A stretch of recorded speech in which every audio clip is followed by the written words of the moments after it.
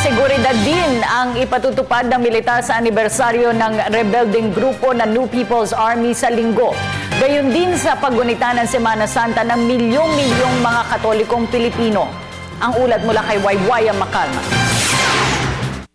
Bagamat hindi magtataas ng alert level ang militar, tiniyak nila na handa ang buong hukbong sa natahang lakas ng Pilipinas na magpapatupad ng mahigpit na seguridad sa Semana Santa at maging sa anibersaryo ng New People's Army sa susunod na linggo.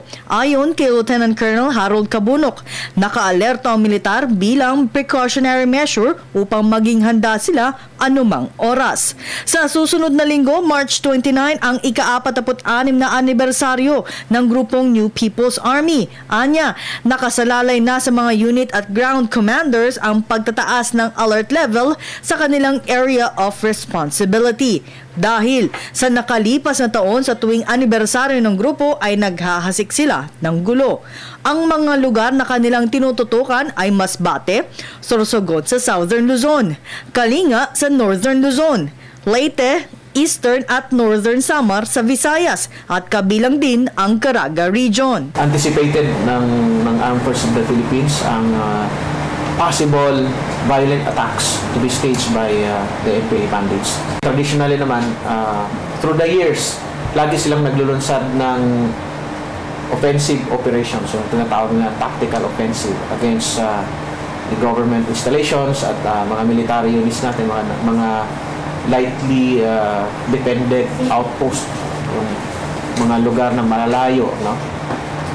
Dahil dyan ay automatic na rin na ang paghahanda ng ating mga sundalo to confront any armed threats kagaya ng sa NPA areas, lalo na sa mga lugar na mayroon pa rin silang heavy presence. Habang sa unang linggo ng Abril ay nakadeploy na ang mga sundalong magbibigay proteksyon sa ating mga kababayang uuwi ng probinsya para sa Semana Santa.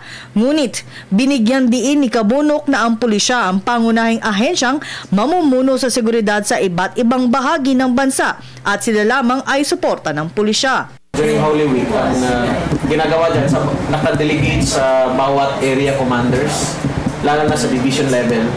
May binubuo yan silang mga task force o kasamang nag-provide ng security operations ang AFP at PNP.